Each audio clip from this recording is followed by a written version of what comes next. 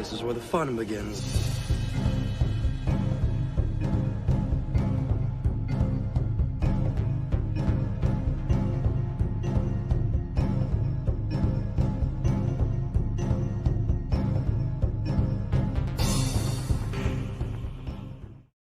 I'm telling you, this finale, it's unbelievable how tepid contemporary art seemed compared to the passionate quality of this finale. So you have this like huge, it's like romantic nature painting, apocalyptic landscape of the lava. Lucas cross-cuts the destruction of the Senate chamber, and you have the destruction of industry going on. And then, after all these horrors, it is so beautiful. I'm saying, oh my God, nothing in the last 30 years in any of the arts has been produced as emotionally compelling and significant as the finale of Revenge of the Sith. Are you sure? So be it.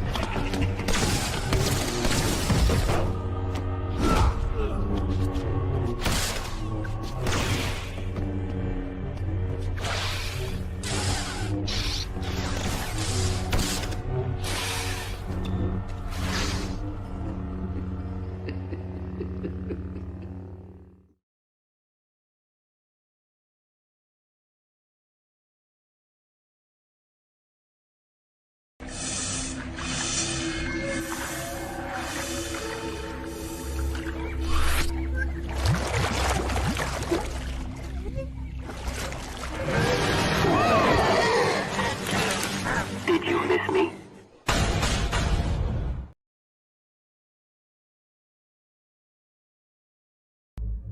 CAF. Lots of it. For me and for the ready room.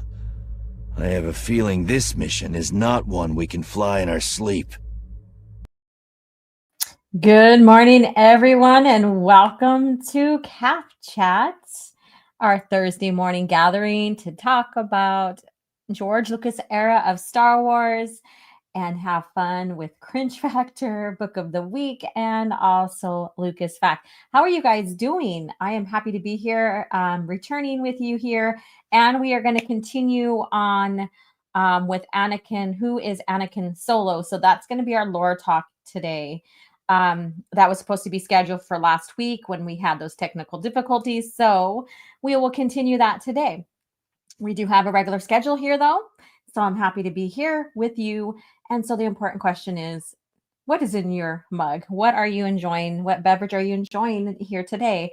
Of course, 9 a.m. here, I am enjoying my coffee, my CAF. So I see everybody's hopping on. Hello to everyone. I'll go through the chat in a couple of minutes or a minute or so. To those who are catching the replay, thank you so much. Please let me know you were here by saying hello in the comments and maybe, commenting on anything that we're talking about here and interact that way as well.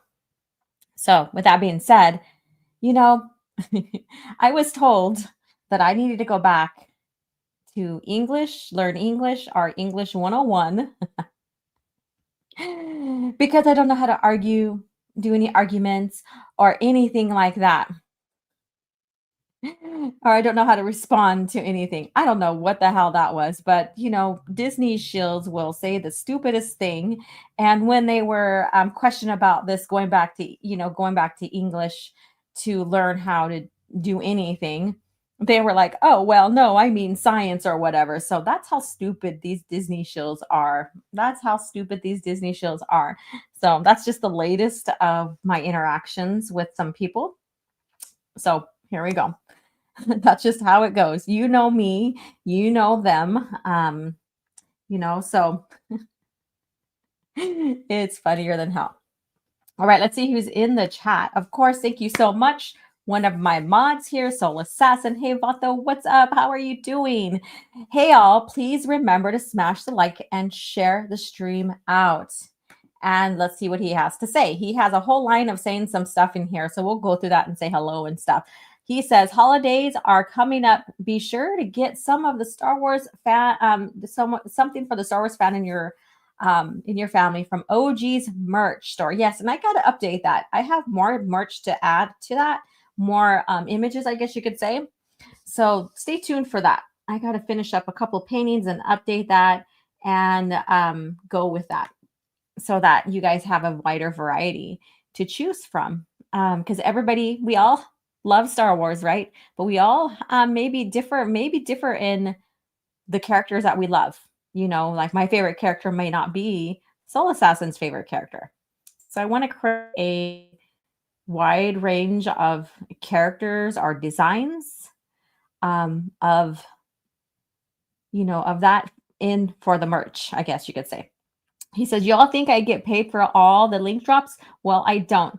We mods need to unionize. Well, honey, you are a part. My mods are treated like channel members, so they come into the book club and all this other stuff. So yes, that's my way of giving back to you. So there you go. Here, you can't complain. You can complain outside of OG Star Wars channel about that. Here, I treat you well. Silver Ogre is here. Silver Ogre is here. We got CAF Chat today. I thought OG was on vacation for 2 weeks. Not for CAF Chat, but for book club. Both this Sunday and the following Sunday, I think I said, or whatever. No book club because I won't be available for any of that. So let's see here. And hello, Melissa Lord, another channel member. Thank you so much for being here and supporting. I hope you're doing well. And let's see here. And Conrado, how are you doing over there in the Philippines? I know you said it's 1 a.m. there. Hopefully you're all is well. And thank you for hanging out and tuning in so late. Or so early in the morning, I guess you could say, because that's morning time, really. It's early morning. Or you could say late night, depending on which way you want to go with that. Any Ben Solo fans? Oh, fuck you. In the chat, no. Me neither. Yeah, I agree. I like how you have the fingers touching and the monkey just slapping his face. All right. Let's see here. Calcite is here. Greetings there. And greetings to you. How are you doing? And Diddly Squat. Hello. How are you doing? And Scran is here from Scotland here. Thank you so much. Like and subscribe. Thank you so much. And Silver went ahead and renewed his membership. So thank you so much for your continued support. I appreciate it. And everybody, I highly recommend get in on the member. I think I'm going to do a another tier of membership. And that will give you, if you want to do the book club, that will just give you book club access only kind of membership. So I will decide on updating all the memberships and streamlining it a lot better. So stay tuned for that. So like the smallest tier will have just book club access. And I'm planning on doing some other things with my channel members for my channel members. There you go. And that's what you can do. You can use all of those. And I want to add more. In fact, I think I have one more slot I need to fill. And I had to renew. Thank you so much for renewing. Diddly Squat says, who's the lady commenting on the ending of Revenge of the Sith? Oh, crap. What is her name again? I have it at the tip of my tongue. Camille something. I think I got it wrong. Let me see here. And who's so what's the poll today? Over under that OG had computer problems. Over under. Let's see here. Let's finish what we started. Yeah. Let's see here. Soy Koigar. Hey, yeah, hello. Finally fixed those tech issues. Yeah, it's just my internet. It's just the internet, and right now we should be okay. It's just the tower, and when the tower is used by us in the native community here or on the reservation, and then outside it is used too. And so sometimes our connection gets booted off or something. It's not a long explanation. It's just frustrating. Like when they use it to do weather check and stuff. And then we have the Naval Air Station next to us too as well, where I live, and so on. So racing home from my calf. Awesome. Drive safe. Drive safe over there. Of course. Oh, you guys are talking with each other. And let's see here. I'm not a Jedi master, so I have to stay out of Luke's hot chocolate. So just have calf, lots of it. Yeah. Yeah. So coffee over hot chocolate. There we go.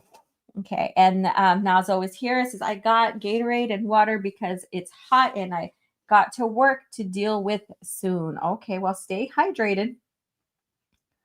Let's see here. They also called calf chat boring, even though nobody watches their videos, right? Oh, well, some people can have bad taste and so on and so forth. I mean, sure. You don't have to be a Jedi to have hot chocolate. Yeah, I knew what he meant. I got that little gesture of that. So we're just playing around. Yeah, so I like last week's just being able to connect with you, even though I kept losing some connection and stuff. So thank you guys for hanging out with me last week and dealing with that. I really appreciate it. So it looks like today we are going to have a pretty good day with connection and all of that. Soul Assassin says, my favorite character is Geode, the rock from the High Republic. Are you fucking kidding me? Are you the kind of person that likes to collect rocks and have a rock collection? Is that why you resonate with that character? She treats us well. I hope I do. I finished Star by Star and I still gotta process all that happened. Oh my God. Yes, you do. That is such a heavy book. In the end, a lot happens. A lot happens in that book, and you just got to just imagine the Skywalker family having to got to process all that happened. And the good thing is that, spoilers, Luke doesn't run away. He doesn't run away from responsibilities and all that. Sending his young Jedis, including his nephew, who was the leader of the mission, basically to their death, right? But when you think about that, when you get into the history of Star Wars, when it comes to Jedi serving and protecting, basically, they're selfless. They will give their lives to protect others, right? And so that's what Anakin Solo's duty was. And yes, we'll get into his lore talk here pretty soon. But that's an overall Jedi right there, is selfless and giving of themselves to protect others. And that's what was happening there. And despite having your siblings all be Jedi, like and stuff like Jaina, Jason, and Anakin, and wanting to protect a sibling and wanting for them to survive and live, that's something that they have to step away from and allow him to do what is needed to be done. And if that means his life goes with the mission, if he dies, then that's what happens as well. But there's still always heartache. There's still always mourning and grief. And then it could also be more too. That grief that brings frustration and anger because of the situation and stuff like that. So the novels going forward, you're going to see a lot of that. No spoilers. I just went on a small little rant on that. We'll get into more of that here pretty soon. And let's see here. If I missed anybody by saying hello and stuff, I apologize. So Calcite says, apparently Shields sellouts at Disney don't know how to read the room. They don't. They really, really don't. Hello, everyone. Dark greetings. Dark greetings to you. How are you doing? And I'm sitting here. I have family visiting, and my sister, she's working in my studio. So she's at her work right now. And so I'm in my yoga room doing CAF chat in here. So it's very interesting situation going on in my life today. Happy to have family visiting. Happy to see everyone and have that time with them. And then happy to have this time with you guys as well. It's a good day. It's a good day. Greetings, Lucas Garrison. Let me see here. Am I missing anybody here? Let me see what you have to say. New Jedi Order has some dark themes, but Star by Star was the darkest so far. And that book is the biggest book, written book in the expanded Star Wars expanded universe. It is. So no matter if you get paperback or hardcover of it, it is the biggest book. There's more pages, there's more info, there's a lot going on in there, and it's dense. It could have been a 2-part book. It could have been easily. It could have been a duology. Let's see here.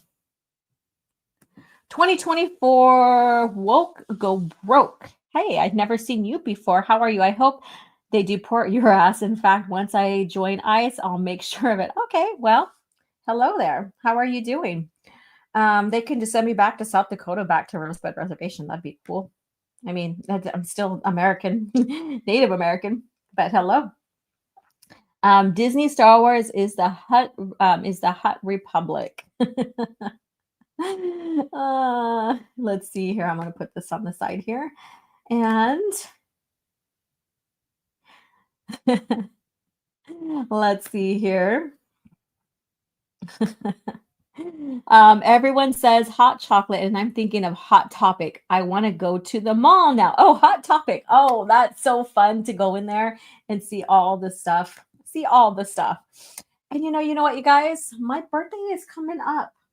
I think it's let me look for sure exactly. Okay, yeah, it is Tuesday. Tuesday's my birthday. Now, I don't know. I wanted to do a special panel. I just haven't talked to anybody about doing a special panel on Tuesday. However, that day, my family wants to take me out, and then I'm taking my sister and my niece and great nephew to the airport that evening. So I won't be available on my birthday to do a birthday stream or what have you. So I don't know. We'll see what happens. And we have Derek Lopez here. Hello there. How are you doing, Derek? Nice to have you here.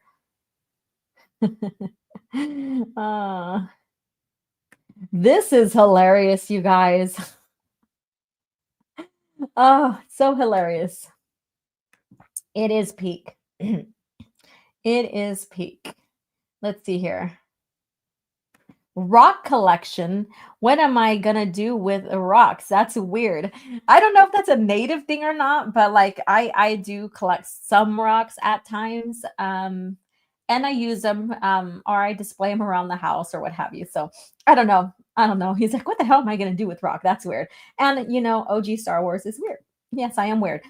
Silver Arc says, I understand why people are so divided by Denny now. He writes well, but covers hard subjects that and darker times. Yeah, that's the thing. And he looks, and from my experience in reading and now rereading through New Jedi Order now into Legacy, he looks at all the different nuances and the setups and what can be, and he goes with it. So, you can't say Jason was not set up to be dark. They make it so ambiguous, and even the dark to go dark or stay light, that you can go each way with it. But however, there's a lot more set up for him to go dark with how he was tortured and how he was treated and all this other stuff. So a lot of things are coming up that is going to be very cool. You're going to see a lot of things like, oh, okay, I understand, kind of deal. And same with Vergere. Let's see here. Rock collection. When am I going? Oh, I read that one. Let's see here. All right. Says, mark Tuesdays on your calendars, guys. Spam OG's Twitter with baby and fuck you. Oh my God. You and the baby Yoda stuff. Oh my God. You know I don't like that wannabe bastard Yoda. Baby bastard Yoda. Let's see here. I'm trying to spoil the book. I'm trying not to spoil the book, even though most of you read it long before me. Hey, just straight talk about it. It's okay. Especially when we talk about Anakin. So we're going to get into that pretty soon, since I want to kind of keep this streamlined a little bit today. I can go on little conversation rants with you guys. I wouldn't say they're rants, but I can go on with long conversations with you guys and basically what they say, shoot the shit, kind of deal. So and I'm trying to be kind of stay on topic here a little bit since I do have family visiting and stuff like that. So just want to keep this show concise and to the point in a sense. But then again, that takes away the humor too. So I don't know. We'll see how this goes today. The only rock we know of is the final boss from WWE. There we go. And I skip your guys' comments and stuff like that. Not intentional or anything like that. Derek says the word somehow is literally every plot point in the Disney trilogy. Yes, it is. Yes, it is. It says, y'all heard OG. Don't be scared to talk about. Is that your Mexican word of the day? Talk about? Talk about Star Wars books. Talk about. and again, so once I update the member tiers for OG Star Wars channel, I will let you guys know. However, right now, if you do a membership, you're going to be invited to the book club every Sunday, this Sunday and the following Sunday, I believe. I could be wrong. I think next Sunday. Oh, yeah. So this Sunday and the following. Actually, this is the last Sunday. So on the 17th, we'll resume back with book club. So book 4. So the 17th, we'll resume back. The Sunday, the 10th, there's no book club. So just letting you guys know. So become a channel member. And of course, I treat my mods good here. So if you're a mod, you get the same experience as a channel member. So let's see here. You mean Rose Tico bout? Now that kind of sounds weird. There you go. By the force, what a pun. All right, so let's see here. So let's get into our first bit of segment here and get into Lucas Facts. So Lucas Facts, what is it going to be today? Well, let's find out. That's great. It's going to be great. That's going to be great. It's going to be great. That's going to be great. All right. So this has been something that I've been seeing tossed around lately. So I thought I would use this. This is a Lucas Fact. Why is it a Lucas Fact? Because any of the Lucasfilm employees, they have a boss. So they can't go correct their boss without permission, I guess you could say, without authorization and stuff. So we know how the Star Log gets pushed around as evidence that George didn't see it as canon or what have you regarding the EU. So this is what Leland Chi said. He is the keeper of the holocron database, basically. So he is the keeper of the continuity. He is the one that's the keeper of the canon, I guess you can say, and will say what is and isn't canon according to Lucasfilm, according to his boss. Of course, they can't do all this without the permission of the man, the maker himself. So this is what he had to say. And I put GL, so it's George Lucas, is certainly not bound by the EU or the expanded universe. So that's true. He is the boss. He's not even bound by his own movies. We know that because he did the special editions, right? He edited them a bit. He also did some touch-ups with it. There weren't remakes really, but he enhanced the quality, and some scenes he changed up a little tiny bit.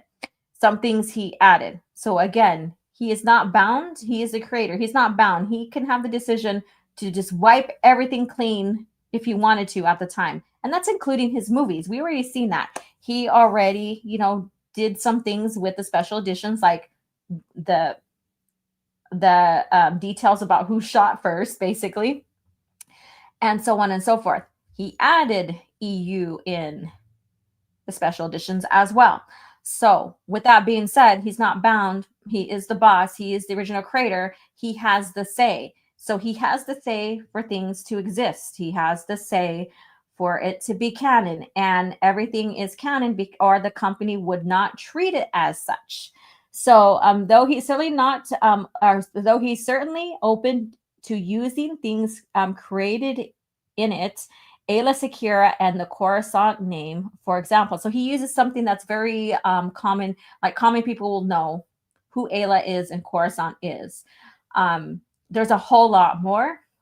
And I remember when, Stig and I were communicating on Twitter and stuff like that. One of his Twitter accounts got wiped out. He had a whole thread of all the EU sources that were used in the PT, and that thread was long. He did his research in, so I'm going to give credit where credit is due, and I wish I would have screenshot every single one of them, but it'd be a fun task. I wouldn't even call it a task. It would be fun to bring in and share all the collaborations within the lore, the different mediums to build the PT. On the other hand, the quote you provided makes it sound like the EU is separate from George's vision of Star Wars universe. It is not. The expanded universe must follow certain tenets set by George through the films and other guidelines that he provides outside of the films. And so you see Lucas hired, because he's a busy man, especially when he started getting back and doing his second trilogy, so the PT, he's a busy man. So he hired people to oversee things that he had no time for at the time and needed help with, and to keep continuity and stuff like that, because that's too much on his plate if he did all that. A smart business owner would hire people to take care of all of this. And that's what George did. So I wanted to share this as a Lucas fact. I don't think I've shared it before. So deciding to share it now because that's been a topic that I've been seeing pushed around, and it's always pushed around. Always. It doesn't matter if I'm on Twitter or YouTube or whatever. That Starlog quote is always pushed around as if it's the gospel, I guess you can say. But the gospel is not that. So Philly's, let me see here. Let me scroll up. Logic is not their strength, correct? Let's see here. OG, did you know Scran and George Lucas shop at the same glasses store? Scran can talk to Lucas for us. Oh, is that another Lucas fact? Should I add that on there? Lucas fact about Scran and George Lucas? No, but according to some people, Lucasfilm license was separate from George Lucas. No, it's not. It's one of his company departments, I guess you can say. It's one of Lucasfilm's company departments. And that's like saying like Skywalker sound is separate from George, That's totally weird. And bringing in John Williams and to produce, the score through Skywalker sound and stuff like that. That's totally weird. No, Disney shills get to decide what is canon, whose quotes count, right? That's the problem here too. And then it's filled with they come in with a lot of their opinions and stuff like that, and they can't back up their opinions with facts. You got to go into analyzation of this. You have to look into it. You have to know what businesses are. You have to know how businesses are ran. To take a bigger dive into here and know that, George Lucas himself is not going to keep track of continuity. That's just too much for him to do. He's going to build the lore. He's going to hire and have people hired to help him build the lore through the mediums across the franchise, I guess you could say, or Lucasfilm. And so someone's got to take care of all that stuff for him, right? And so putting people in place to do that is a smart business move. Silver says Jaina is falling into her anger. Jason is indecisive. Anakin keeps making big mistakes that get people killed. And just whose side is Vergier on anyways? She's on the Yuuzhan Vong side. She is on the Yuuzhan Vong side. All right. Let's see here. Because why would she have returned to them after giving the tears and stuff, right? You know, and being with Elon. So that's, you just got to look at all that and just look at all the evidence there. All the evidence there.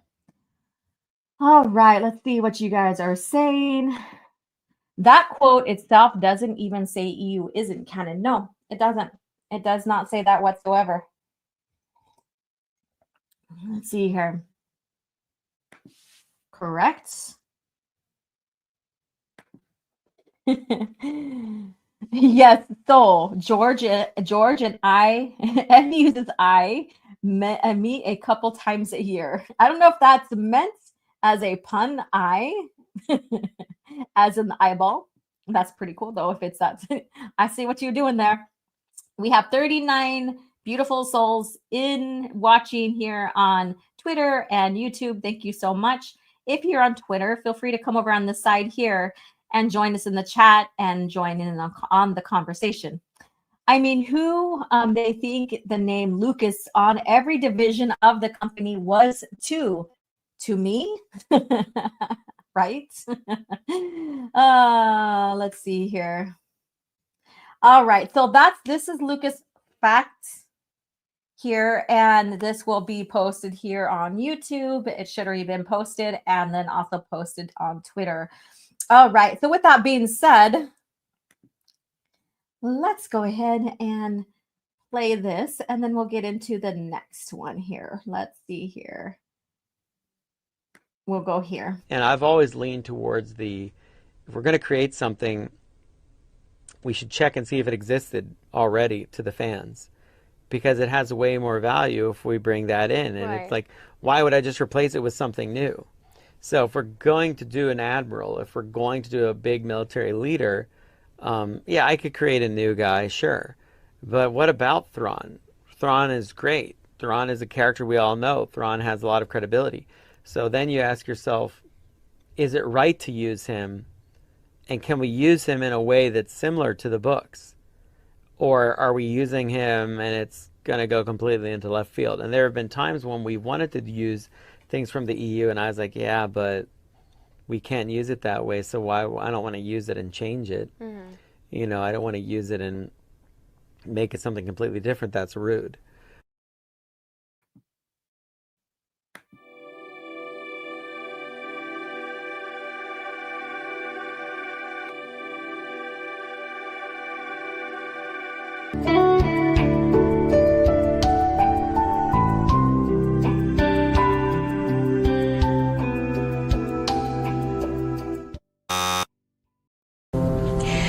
I hate to say it, but it looks like Story. the you're searching for doesn't exist. Impossible. Perhaps the archives are incomplete. If an item does not appear in our records, it does not exist. All right. So book of the week. I didn't put the continuity notes on there. I was too busy visiting and chilling with family and stuff like that. So I will do an updated version maybe and repost. But here you go. This book here, Junior Jedi Knights. Junior Jedi Knights. This is one that I need to finish my collection on. I don't have all of them, but I think you can find them on thriftbooks.com too. I'm not sure. Haven't really did my homework on that to say exactly where you can find them for cheap. So this right here, Junior Jedi Knights, book 1, The Golden Globe. So here we go. You have Anakin and Tahiri when they first met and their storylines. And in the storylines here in this little series, you have them, finding or getting, recovering Obi-Wan Kenobi's lightsaber and stuff like that. So it's a small little series here. Very fun to read. I believe my opinion between this one and Young Jedi Knights is that I like Young Jedi Knights better. However, this is still worth the read. So don't get me wrong. Just because I like Young Jedi Knights a little more, it doesn't mean that this is not worth the read. I recommend having this here for you guys to check out as well. So the author is Nancy Richardson, and the cover is by Eric J.W. Lee. It was published October 1995, and the timeline is about 222 ABY. So thank you, Soul Assassin, for reminding me of this, since this is kind of more of Anakin Solo here and all this. Yeah, Ekrit. Yes, I know. I know. That is your favorite.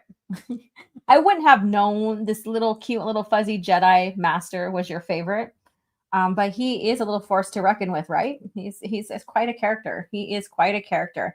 But if Viger is really on the Yuuzhan Vong side, why does she give Han her tears to cure Mara and assisted Jane eliminating the Voxen Queen? Viger seems like nope, she's not an agent. Sorry to say, she's not an agent whatsoever. You will find out. So I'm not going to give you any spoilers. I want you to experience it with it. Evil people can still do great things to benefit them in the long run. Villains can do that. You see that with Palpatine. Okay. You see that with Palpatine. So here you go. You have the book of the week, Star Wars Junior Jedi Knights. The Golden Globe is the first book that kicks it off. Hey, Matthew Godot, how are you doing? Yeah. He won't even admit Disney Thrawn is not the same character. I highly doubt real Thrawn loses to Ezra and Space Wells. I pointed out about that Space Wells ordeal. He would have already knew how to interact with them and have safeguards against these quote unquote Space Wells, because he is from a species from the unknown regions who knew a lot about different anomalies and species and stuff like that, that the common space, within like the galaxy would know. So there you go. That's how I see that with the real Thrawn. He was always prepared. He was always prepared against those type of things. Aren't the Golden Globes and intentional movie and TV awards? This is the Golden Globe. It's a novel here. International. Oh, I see. Yeah. And retard watch time to be deported. Oh, so we have another person here. I guess they changed their name or have some people coming on. Yeah. That's hilarious. Thank you for being a retard and entertaining us so much, Retard Watch. Thank you so much for being here and contributing to to the algorithm. You're amazing. So Derek says, is Thrawn the biggest con man in the galaxy? He managed to get a really high position in the Empire solely by spinning his defeats into victories. I wouldn't say he's a con man. I think he's legitimately earned his way up through a xenophobic type environment, I guess you can say. So I think it's genuine. I think and Palpatine, in his prejudice and his, I guess you could say, xenophobic state, I guess you could say, or racism, he's still seen opportunities and use them. And Thrawn, near human, blue skin, was that opportunity, was that person to come in and work for the Empire, add to what Palpatine needed to have done. So very interesting. Thank you so much for sharing that, though, because it gets you thinking about, okay, so what was Thrawn's purpose, right? Let's see here. Yeah, if Disney Thrawn was really Thrawn, he would use the Yzlamiri against Ezra, correct? Correct. Let's see here. All right, let's see here. What time do we have?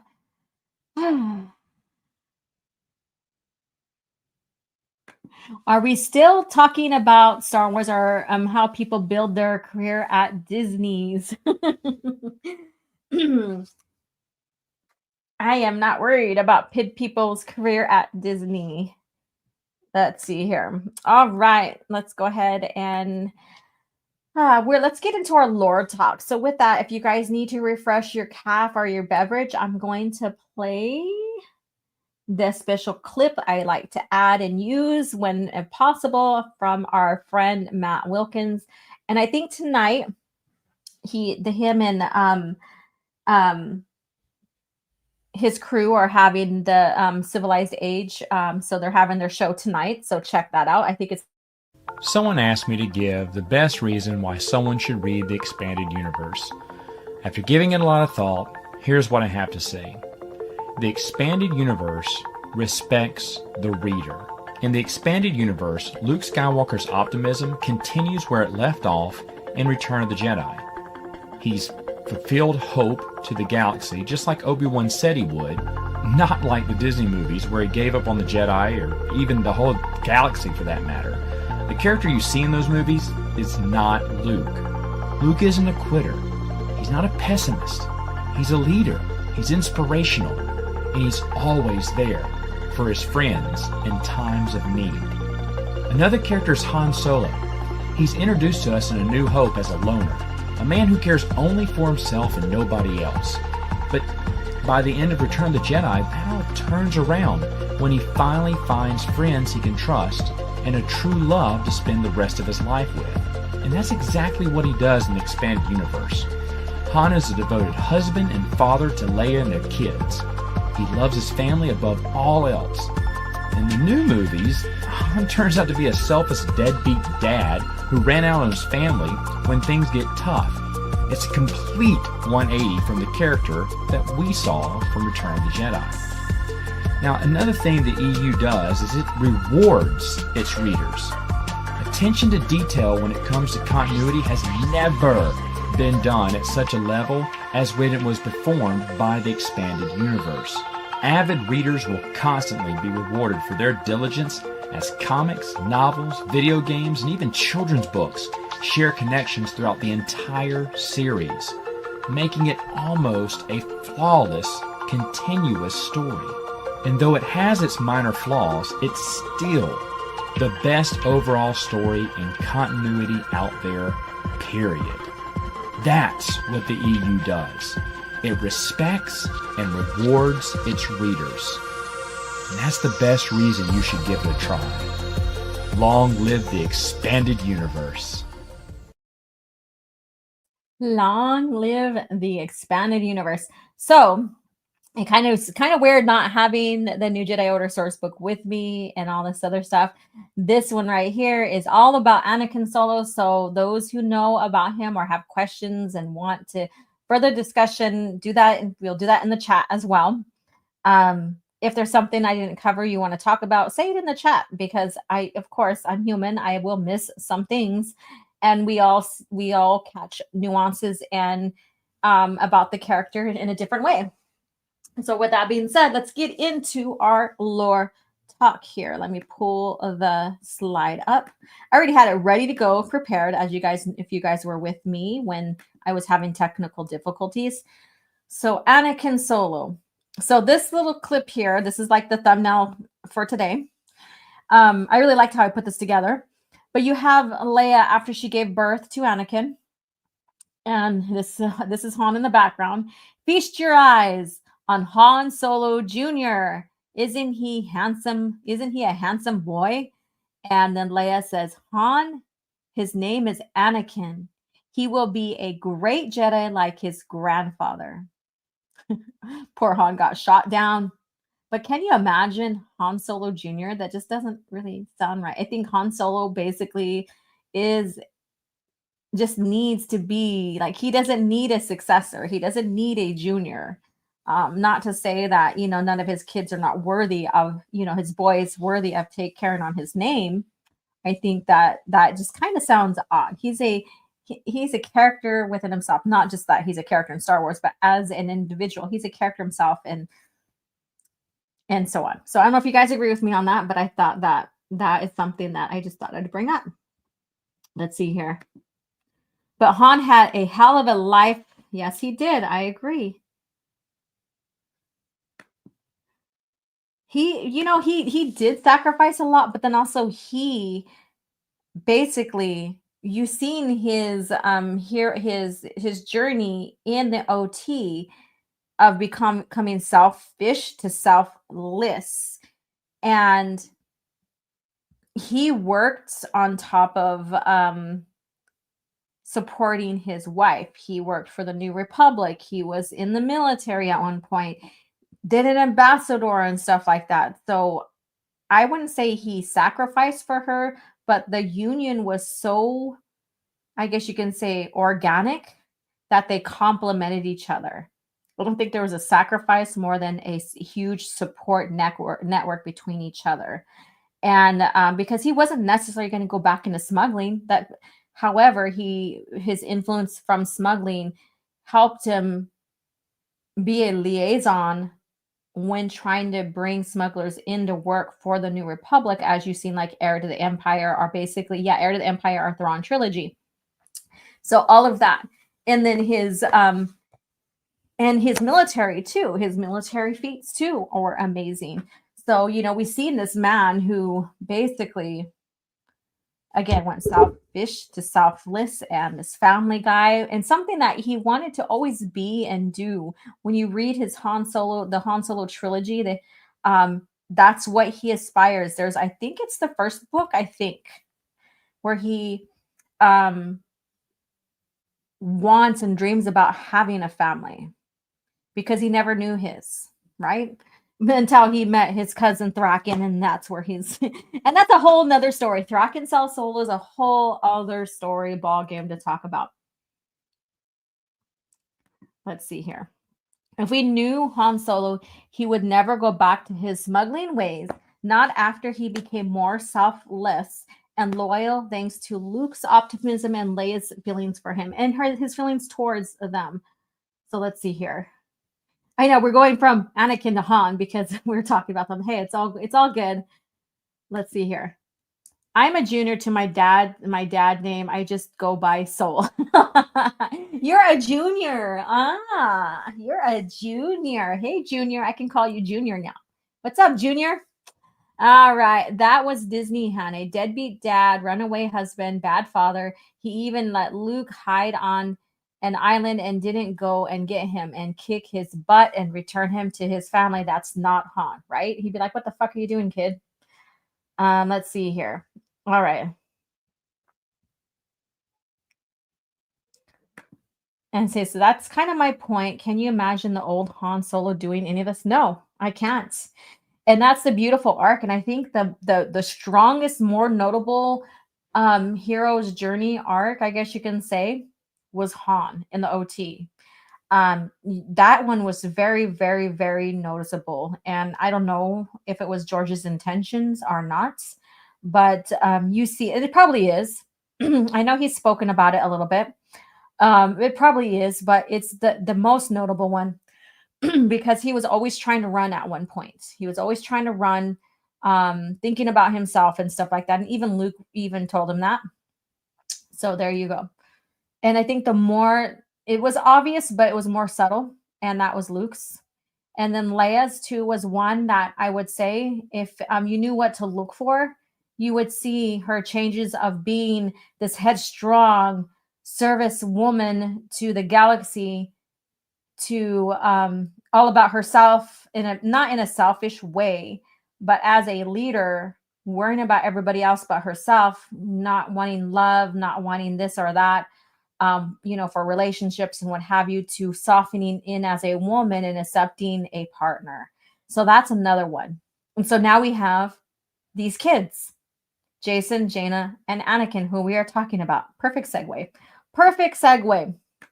And we know the hero's journey was talking a lot more when it comes to Luke Skywalker. That's the most obvious, I guess you could say. So Anakin Solo, what do you guys know about him? I know some of you guys might know as much as others, and that's okay. We're all here on this journey together to learn, explore, have fun, and expand our knowledge. You know, we're always learning from each other because no one knows it all. And there's always opportunity to grow and learn new things, even within the Star Wars George Lucas era community. So, what did you guys know about Anakin? I know it's hard not to talk about just one solo kid or one solo, I guess you can say, one solo. Not trying to do a pun there. One solo, one, you know, kind of deal. But let me know what you guys know, and we're going to begin this. Let me go ahead and click on the next slide. So here we go. Who is Anakin Solo? You know, I'm going to change that little top avatar thingy here of Luke. Let me see here. Where is it? Let's do this one. I like that one. All right. What do you know about Anakin? Share in the chat. I'll go back and check it out. So who is Anakin Solo? So his homeworld where he was born is Coruscant. He was born 10.5 ABY and his death 27 ABY. Wow, that's crazy, right? Species human. He's a human male. Height 1.73 meters. Hair color sandy brown. There are some depictions of his hair looking a lot darker, and I think it was just artist choice, I guess. I don't know. But continuity-wise, canon-wise, his hair is sandy brown. Eye color, ice blue. So he has that beautiful shade of blue, and probably harken to Anakin's eyes, right? Of course, his grandfather's eyes, because why not, right? And family, House of Solo. So if you know a little bit about Han's history, and they try to make it vague, but they also try to make it clear. So in a sense where it's like, is it or isn't it? But Han comes from the first rulers or dictats of Corellia. And of course, the last name Solo.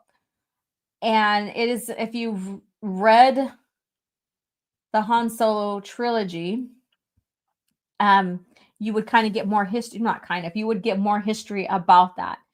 And it's worth exploring. I don't want to give too much about it because if you're reading through and wanting to learn more about Han Solo, I would highly recommend doing some more research and reading through and stuff like that. But his family, the Solos, are the first, I guess you could say, rulers or dictats of Corellia. He, over time, of course, someone's always trying to overthrow any type of royalty or rulers or what have you. And so there's a lot of shit that happened to where you have fake Solos. And then he was basically orphaned, and there's no story given behind that other than you can kind of speculate that his family was killed off because of their name and stuff like that. And he was left abandoned on the streets or what have you. And Strike, whatever his name is, found him and knew he was a Solo. So he used him to his advantage. So brief history there in the early years. All right. So Skywalker family and the Organa family. So I put Organa in respect to Bail Organa taking Leia as his daughter. And then parents, Han Solo and Leia Organa Solo. Siblings, Jaina and Jason. Affiliations. Let me go ahead and get this little side screen off. Affiliations, New Jedi Order and New Republic. Masters, Luke Skywalker, Ykrit, and Mara Jade. So you have that. So there are his masters. Let me see what you guys are saying in the chat. Let me see. Imagine Anakin's grandchild having sandy brown hair. What a disgrace. I hate sand. And I don't have that clip. I wish that would have been a prime opportunity to play the clip. I hate sand. I hate sand. And let's see here. Anakin Solo has his dad's talent for having cool jackets. There you go. There you go. Let's see here. Leia was wrong. Anakin Solo became even greater than his grandfather. Yeah, I see that. Han duo, Han trio, Han quadro. Oh, that's hilarious. Let's see here. And I see, okay, Anakin a bit brash and arrogant like his father and sister, but His heart is always in the right place. He died a true Jedi. Yes, he did. And let's see here. I know Anakin Solo looks a lot like his grandfather. I sent you a pic, OG. Let me go ahead and check. I have my phone here with me so I can multitask while I'm talking with you. Oh, yeah. I've seen that picture before. I might have to share it in a little bit. I don't want to change screens right now. Let's see here. I'm going to scroll back down. Let's see here. Troy Denning. Hey, Salvatore. I heard you'll have to kill Chewbacca. Laugh out loud. Good luck. Good luck, buddy. Ha ha ha. R.A. Salvatore. Thanks, Troy. But have you saw who you'll have to kill? Laugh my ass off. Troy Denning. Huh. Yeah. The thing with that is that they weren't asked to kill Anakin. That just happened. So that was their decision, not George Lucas. He just wanted them to not make Anakin the main focus, since he was writing and developing the PT, but they didn't have to kill him off. They did that on their own. Lucasfilm approved of it. So that's why. Nomenor not only escapes but captures Jason and Vizier goads Jaina into using lightning. Yep. There's all those hints there. I'm telling you, there's all those hints. Let's see here. Anakin Solo, I don't like sand. Anakin Skywalker, that's my grandson.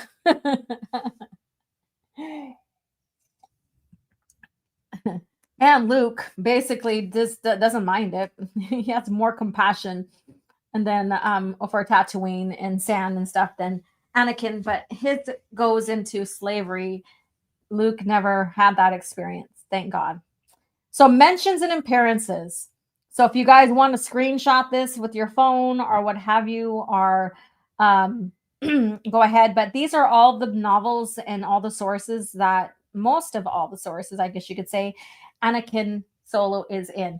Dark Empire, Jedi Academy Trilogy, I, Jedi, Children of the Jedi, Darksaber, Planet Twilight, Crimson Empire, Crystal Star, Before the Storm, Shields of Lies, Tyrant's Test, The New Rebellion, the Corellian Trilogy, Hand of Thrawn Duology, Union, Junior Jedi Knights, Young Jedi Knights, The Crystal, it's a short story, and The New Jedi Order.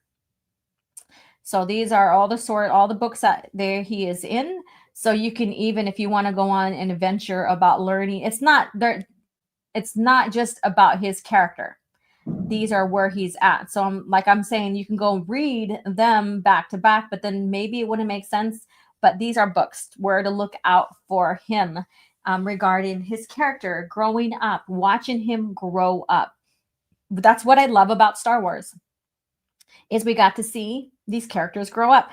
We got to see Anakin grow up, and as a young kid, and in the Jedi Order, and of course his fall and stuff like that, all the way to his redemption in a sense. And then you have like in this case Anakin, you get to see his birth, just like the twins. You get to see his birth, you get to see him growing up, his influence, being the youngest of the Solo kids, and going back to Luke, his uncle. You get to see, a little bit of hints of him growing up. And then, his character arc leading after the return of the Jedi, and him growing up as growing in experience as a Jedi Knight into a master, into a grandmaster. So all of that, we have this beautiful continuity and historical timeline of these characters and their influences, and even the events of Star Wars that maybe they influenced, maybe they weren't in it, because maybe we're talking about the Old Republic, what have you. Beautiful timeline, beautiful historical timeline. So these are all the books. And if I missed one, I missed one. It's, and let me know in the chat so that you guys can take notes if you're taking notes on this as well. And I see Star Wars Marvel Pierce is here. How are you doing? Listening to more Star by Star today after CAF Chat. Awesome. Welcome. And another channel mod. Like I said, become a channel member. I treat my mods very well, so they get to be a part of, channel member functions and stuff. And that's also the book club. Book club is on the 17th, beginning book 4. Not too late to join in on the book club and join us for book 4 of Young Jedi Knight. All right, so we're getting that's the somewhat young Solo kids adventures and growing up in the Order, learning from their uncle and other masters, and all of that. So let's see here. Oh, it did not click. Hello, there we go. Anakin Solo went Super Saiyan but failed. Meanwhile, 3PO and Lando saved Ben Skywalker. Let's see here. Let me take a drink. And let's see here. And I was shocked at how young he was when he died. He was a few years younger than Star Killer. Shock face. I know. And the thing is, people get so irate or whatever about, like, especially for the Clone Wars, about these Jedis and these young Jedi Knights and stuff being sent into war or missions and stuff like that, as if Star Wars is our reality, and our reality, we don't send I guess you could say kids or whatever, or a certain age off to war. This is a Star Wars is not our reality, obviously, and these are beings, whether they're humans or not, that have these special abilities, the Force, who are trained to use these special abilities in many different ways to protect the greater good of the galaxy. Very different. So when people go and say, oh, well, George Lucas was bad because he was allowing children to be sent off to war and stuff like that, dude, come on now. Don't compare our real world to Star Wars. It's very different. Very different climate. And, and basically saying, oh, well, Jedi committed war crimes because they sent their kids off to war, blah, blah, blah. So there you go. So just, you got to put the rational thought in there, right? And not do that comparison. Star Wars Marvel Pierce says, think it's time to get back to the Old Republic Encyclopedia on Monday. I sparked an interest, didn't I? Okay. Matthew says, Ben Skywalker's story needed to be told after the timeline of Sword of the Jedi, which was about Jaina. The Legacy era is completely void of details of anything but the Cade Skywalker era post-Crucible. I agree. And I think that he would have been in, of course, Sword of the Jedi. Of course, it's not about him. It's about Jaina. But of course, he would be in there because that's her cousin. And I think there would have been more stories about him. Obviously, there'd be more stories. And we probably get a story of the ending of the big three, like when they die, what happens to them and stuff like that. Could we have handled that? I don't know. As a fandom, could we have handled that? All right, let's see here. Y'all are missing. I agree. You guys are effing missing out on I really said effing when I've been cussing like crazy here. You guys are all fucking missing on the book club. You guys need to come join. It is. And the chat in there, we chat about the book. We make jokes. We have fun. We also talk about characters, what's going on, what timeline this is, or maybe even we're like, oh crap, that was hinted at this point in time back in the day kind of thing. So we point out continuity, all of that. Very fun. And then those who, and you don't have to participate in the chat and talk. You can put your headphones on and listen in and participate that way. And then if you need to contribute in conversation, then you can do that. So I don't mind if you're not, in the chat talking. It's just about being there, community, listening, or, listening to this book together, experience, what have you. Yeah, not to mention all the badass stuff that Anakin did at such a young age. Correct.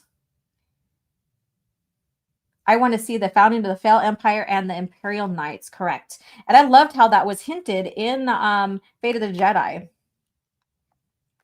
when Jagged and Jason were talking about that. And let's see here. Yes. And once we're done with that, we'll move on to some other. I might go back to the PT era. We'll see. I'll miss book club for the next couple of weeks, but I'll be able to join in later in the month. Okay. I know you have a lot of transition going on in your life, so that's understandable. All right. Starkiller was indeed a powerhouse, but still had a story and character development unlike Disney. Strange. Okay, it was Scrappy. Hashtag fired. I was like, strange. You're hashtag fired. Okay. If Darth Momo is lurking in chat, which is probably is, I might be a grifter, but you'll be a fake fan, or but you're a fake fan and an attention seeker. Yes, of course. And we're giving him attention right now by saying that. Yep. All right, so let's get back to this. Let's get back to this because I can get into the chat and just chat with you guys all day. So, birth of Anakin Solo 10.5 ABY. And again, I read this little clip to you here about Leia being basically saying, hey, his name is Anakin. He's going to be a great Jedi like his grandfather. You know, and if you read like Tatooine Ghost and even Truce at Bakura into Tatooine Ghost, I mean, that's not the proper order, but Truce comes first and then Tatooine Ghost is after, little shortly after. She is still in conflict about who her dad is, his legacy being as Vader versus not coming to peace with it, to accepting his legacy as Anakin. Great story development there with her. Luke was more of a person who can forgive more easier, and she wasn't. So she isn't. So it took her some time. And it took her to get married to a man that was basically had some great common sense and helped her look at situations in a different manner. So that's all I'm going to say. But he gives her some great point of views in Truce at Bakura after she sees her father as a Force ghost, and then also in Tatooine Ghost. So just a little tiny bit of like, I wouldn't say spoilers, but something to get you guys hyped up if you haven't read them, to what to look for if you're interested in to see how she made peace with herself and her lineage, because she really didn't want to have kids because she didn't have that peace. And lo and behold, here you go. She has her kids now. So she decided after making peace to show how great Anakin was as a Jedi, and naming her son after him was another way of doing that.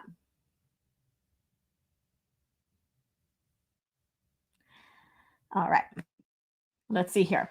So with this right here, Leia Organa Solo, I have no clear memories of Anakin Skywalker, and my memories of Darth Vader are still the stuff of nightmares.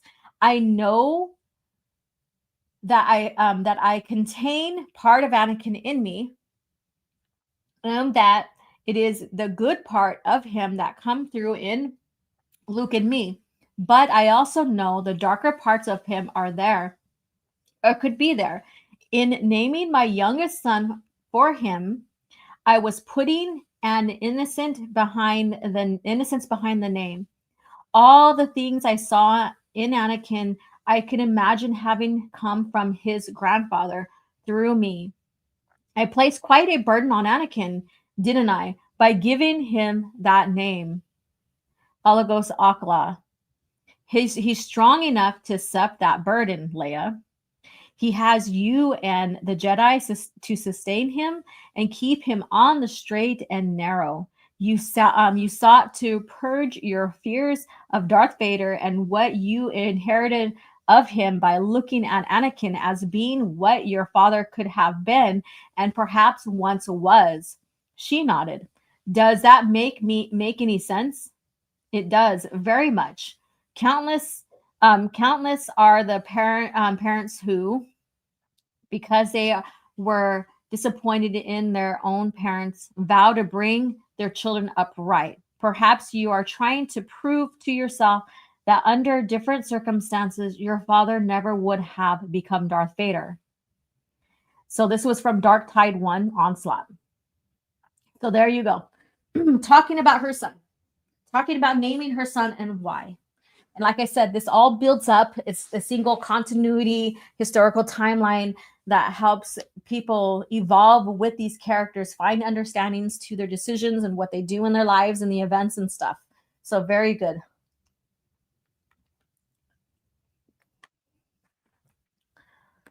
Let's see here. Leia redeemed her father's name. Wholesome move, Jedi Princess. Let's see here. Tatooine Ghost was really good. So was Leia rejecting him in Truce at Bakura initially. Yes. Leia forgiving him in her own way was a part of his redemption. It's called character arc. I agree. I agree. Carly King is a hashtag renter. Let's see here. I heard they plan to corrupt one of the soul kids, transform one into a hero, and kill one of them. The original idea was Jason to be killed and Anakin to be great hero. Correct me if I'm wrong. I believe that's what was the initial one too, and they had to switch the plot arc for these characters. However, they didn't say you needed to kill off Anakin, regarding having two Anakins happen during the same time, of lore being built and shared to the public, right? So that's my point. That's the point. And I think if you want to explore it a little bit more, you can go to HoloNet's YouTube later. And I don't remember which installment of the documentary that's on. I wish I can say go to number 4 or whatever and listen to it. So that's where you're going to have to do a little bit of your research on that. I'm sorry. Let's see here. I like how people keep calling her Lady Vader. Lady Vader. Yeah, the Nogri. They were freaking awesome. So his early years. So because he was very significant and had basically a high midichlorian count, and I'm just going to go there, and we had the Emperor come back as a clone. And this was also questioned within the lore. Are clones really the true versions of the original person? And I think that was established that they're not really. They're just copies, but not the true intent and stuff like that. And so Palpatine, basically learned about a certain way of immortality and went ahead and achieved it, something that his master wanted to find out how to do and stuff like that. But in order for him to remain quote unquote alive, he has to transfer his essence into a body that could handle it. So his target was Anakin Solo. Very interesting, right? Dark Empire, here we are. And, we have instances of, like even all the warlords that remained in the Imperial Remnant, trying to capture, young Anakin and even the twins and stuff like that, which you will find out more about if you come join us as members to the Listen Party, basically book club of the Young Jedi Knights.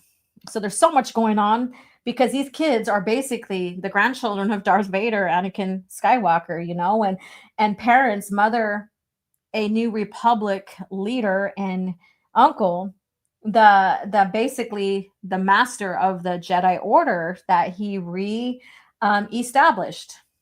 So these kids, I wouldn't say they're royalty, but because of their abilities and because of the influence and stuff like that, they would be a greater influence for these people to use and train against their own family and their own galaxy for their own machinations and stuff like that. So very, very interesting.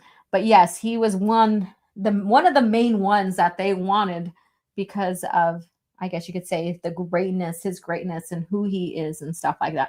And just having another Anakin, oh, well, Palpatine corrupted one Anakin. Let's try this Anakin, kind of deal. That's how I see that. It sounds kind of quirky or corny or whatever, but that's how I see that. Essence transfer. Very dangerous to do. Why clones' bodies were best for it. Yep. And it's not guaranteed. Life, the essence transfer. And done wrong, you can get trapped too. I need to do a lore video on that kind of stuff. Let's see here. Imagine an Infinity Stories where part of Palpatine's dark essence actually had managed to enter Anakin's body unnoticed. And because of that, he developed some kind of evil second personality. Oh, wow. Yeah, that would be fucking crazy. That would be crazy. Let's see here. Those were basically S-tier canon, I believe. The Jedi Prince books. I believe they're S-tiered or N-tiered or something like that. Palpatine wanted a Darth Vader Jr. as his new host. Yes. All right. So we have all these like I said, I shared a book list of like where he appears either mentioned or has a role or is a part of, because he's part of the Skywalker family. But let's get into the Corellian trilogy. I don't know how many of you guys have read this one before or read this trilogy before, but it is a good trilogy. And Anakin does can manipulate droids and stuff like that, like his grandfather. So he has that ability as well. So it's interesting, and I wish I would have listed a comparison. And now that I think about this, and I wasn't thinking about this last week when I was creating all this for our lore talk about Anakin, I wish I would have thought about it then. But all the comparisons of Anakin Skywalker's abilities versus Anakin Solo's abilities and compare them. So I wish I would have done that.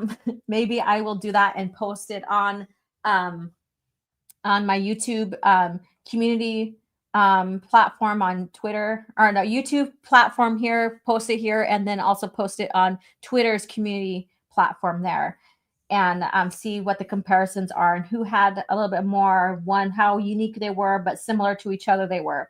That would be a fun little analysis, right? Let's see here.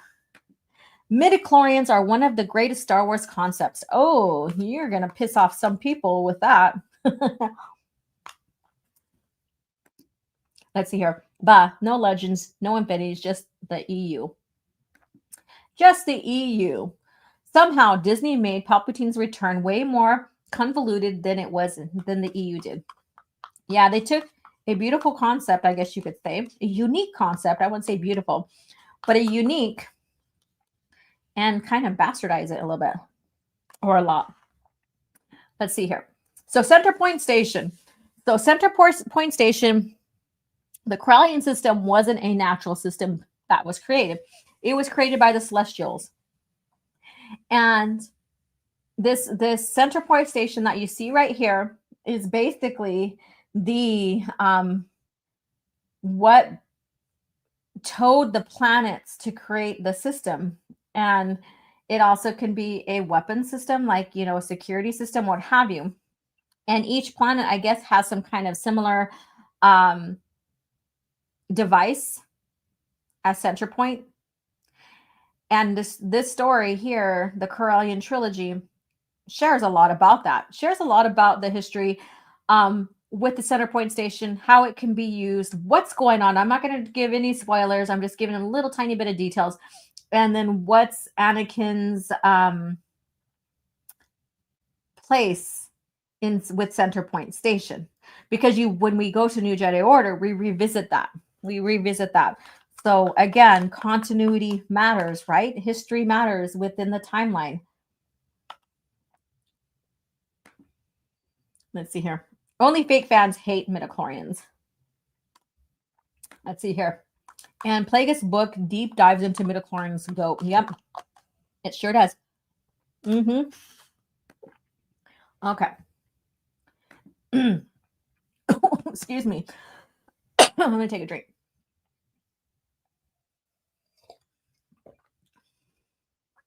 Yeah, they are just an in-universe scientific way of explaining the Force.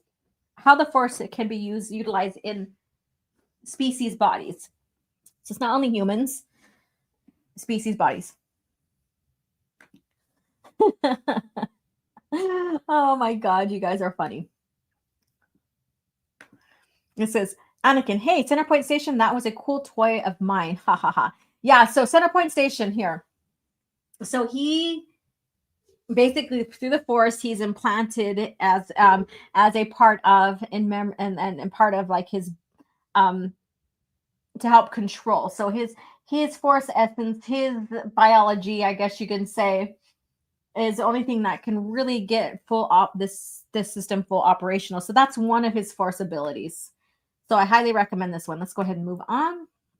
And then Junior Jedi Knights and Young Jedi Knights. So this is where we get to see the second generation of Jedi Knights being trained through Luke's Praxium, his academy. And boy, do they go through a lot of adventures together. Again, like I said, like even some of these other Jedis, were um, a part of these adventures, also captured with the kids and what have you. But we're just talking about Anakin here. So he goes on adventures here. They go back and recover in Junior Jedi Knights. They recover Ben Kenobi's or Obi-Wan Kenobi's lightsaber, what have you. But the thing is that the masters, the ones that are trained before them, and masters see great potential in Anakin, and that's even stressed more in New Jedi Order era, the New Jedi Order. So if you guys have any questions, let me see. Let's see here. Scran. Oh, that's or overhated. I almost read that as overrated. I was like, overrated. It's completely the opposite. I don't call you fake fans. So, let's see here. And you did. I think midichlorians are a stupid idea, but it's George's story. Oh my goodness. Center Point Station comes into play again in Agents of Chaos Jedi Eclipse. Correct. And that's where you see struggle of Anakin being brought back to use it in a sense. I'm just being very concise in a way. And his brother telling him, don't use it. And, so he has like basically these people on his shoulders saying, yes, no, yes, no, yes, no. And he's listening to the will of the Force, I guess you can say. And at one instant, he doesn't listen and fires it at the wrong time and ends up knocking out like 1/3 or something like that of the Hapes fleet. So, yeah, so that's the tragic part of this, is that not everything goes right, not even with the Force, not even with, protecting and using weapons and stuff like that, and having been in a conflict and having people, different voices telling you what to do and stuff. There's so much chaos going on in the New Jedi Order. Let's see here.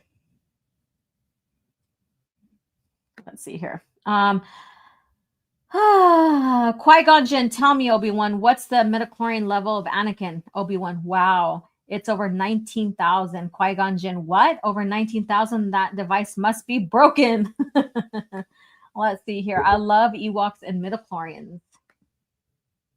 And I hate sand. It's official here. And I hope you guys squared your stuff away here in chat and stuff. So there we go.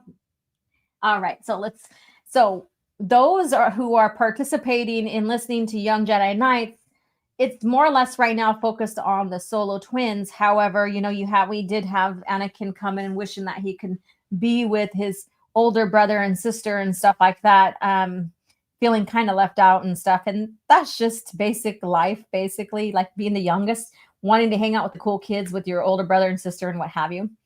I prefer Wookiees to Ewoks, just like midichlorians and sand too. There we go. Let's see here.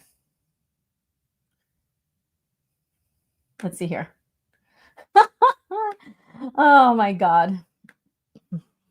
All right. And I think that Scran was just being a little, what do you call it?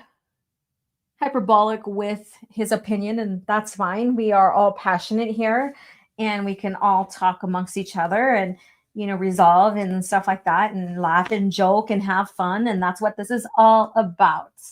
And as you add it, smash the like button. All right. So the Junior Jedi Knights, so these are two instances here. So the one where Anakin has a saber, that saber is Ben Kenobi's saber. So again, that's one of the notable arcs within the series here, and I highly recommend the Junior Jedi Knights. Like I said earlier, I like Young Jedi Knights more than Junior Jedi Knights. However, I would still recommend it because they are fun reads. They are fun. They are fun to go through. All right. The New Jedi Order. So now you have the Solo kids older, a bit older, more responsibility, more in tune with their training, I guess you can say. And of course, Jason, he's a whole nother topic of what he's going through in his mind and stuff like that. But Jason and Anakin have this dynamic with each other and differing philosophies. So they're always arguing with each other. So that's one thing.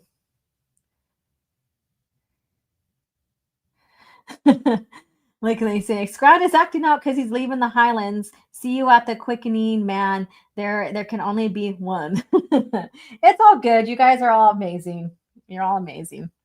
So here we go. So if you guys haven't began to read the New Jedi Order or listen to us talk, we've talked about the dynamics between the two brothers. Anakin's always training with his saber and wanting to be the best at its use and stuff, and has his own philosophies behind that with the Force. Whereas Jason basically is like, what is the Force? Am I doing what I'm doing right? What are Jedi Knights? We don't fight, so he's going and he has this huge conflict with himself. A huge conflict with himself. Let's see here. New Jedi Order equals Young Jedi, Young and Junior Jedi Knights Adult Edition. Yeah. Let's see here. I think Anakin's death was the last straw for Jason's fall. I think so too. And that's, like I said, it's all there in the story. Like all of that hints in the story. Let's see here. All right. So New Jedi Order. So we know Ikrit was one of his masters, and you have Luke and Mara Jade. And I think they put Mara Jade at one point because he does go with her and she oversees and helps him make some personal discoveries about himself and the Force. So he just and this hints back to, I think, the Thrawn duology. And if you read the Thrawn duology, she kind of talks about how she observed to Luke, how she observes him using the Force, and how Dark Empire, the events of Dark Empire has influenced him and stuff like that. So there's that big, huge conversation between her and Luke, the use of the Force and stuff. And this kind of hints into how she talks with Anakin. So they're on Dantooine, and she's being sent away to a big place that's full of the Force, a lot of beautiful Force energy and stuff to help her, with her cum spores, her disease or virus that she has. And Anakin is using the Force to do everything. And she's telling and sharing the value of using physical body and saving the Force when it's needed, basically. So I'm being very, vague or, what have you on that. But she's telling him, one needs to rely on the physical body just as much as the Force. And so he learns that lesson. He learns the value from her. So this is a master to an apprentice, basically, master to a young Jedi Knight, about how to look at the Force and in a different perspective, and when it needs to be used versus when to use your own physical strength, because your physical strength, your physical abilities is just as valuable as the Force. So he learns that.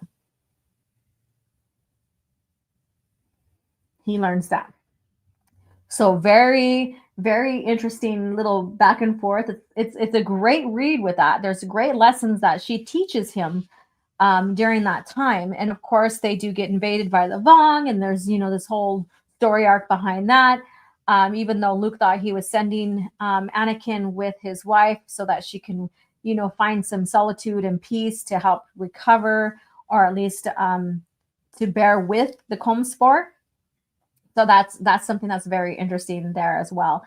And again, I think even the most slowest or non-interesting New Jedi book has some great content in it to help expand the lore. Let's see here what you guys are saying. Jason Solo's full of the fall to the dark side made more sense. Meanwhile, Kylo Ren's fall to the dark side goes, my uncle was acting out of character, gonna murder all my Jedi friends. Worst backstory ever. Yeah, I agree. You're wrong. It's the Denning verse. What? I don't know what that was in reply to.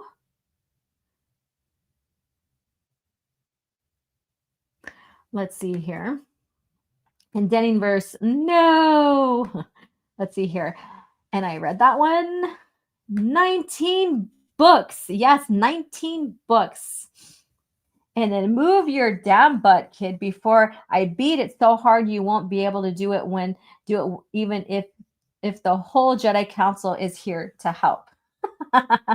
Let's see here. Midichlorians change the force from the mystical energy to the microbe, like the flu, using tricorders to detect rather than force sense. The midichlorians help the body use the force, so it's like a transmitter, but it is not the force. It's just how the force is used within the body, how it can transmit through the body. Just like we have the neurotransmitters in our body for nerves, it's similar to that. That's all. And it's how we move and how we think and what's transmitted through the nerves and stuff like that. That's how I see that. That's how I see that. The Denning verse isn't even a thing.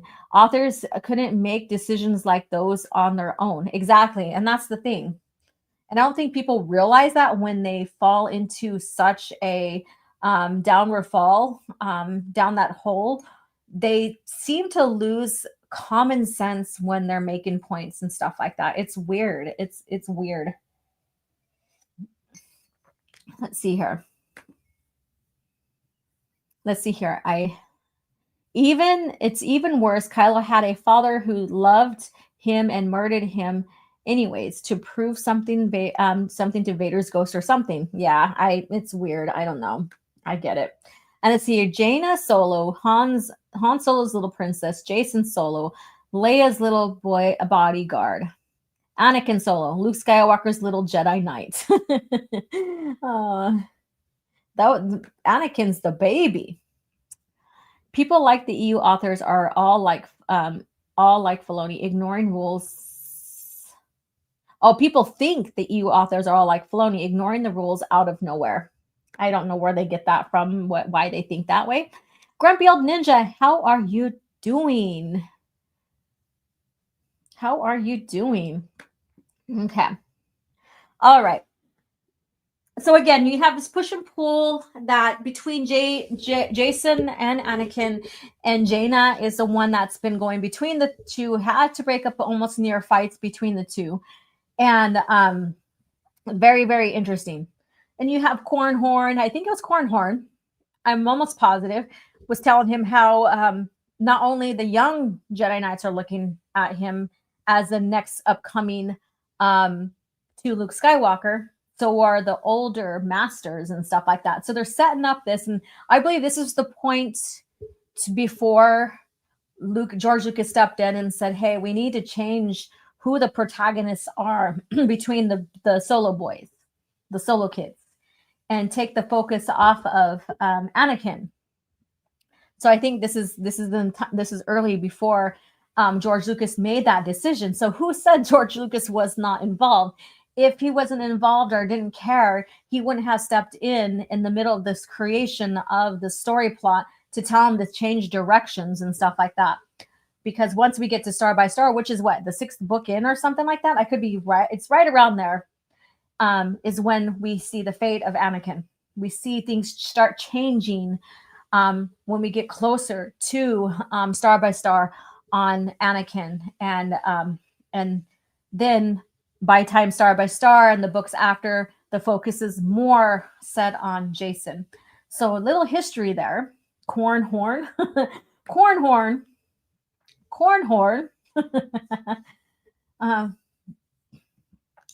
You're drawing. I love that. Drawing mechanically and happy to be here at OG. Awesome. Oh, I love when people create art, do art and stuff. It's a great way of expression and also to relieve stress and just to have fun, find that peace with themselves and have fun. And thank you for listening in while you're creating your art. That's amazing. That's pretty cool. And then, we have when Anakin goes, he sees these visions or sees Tahiri. So he's like, I got to get over there to the Praxium on Yavin 4. And Ekrit's there. He's one of the contributes, there at the temple and stuff like that. And he makes his way there. I'm cutting some other things out, but I'm just being very concise with his story. And he also knows that the Peace Brigade is after any Jedi, including the young ones, all the Padawans and stuff. And so that's another reason why he leaves.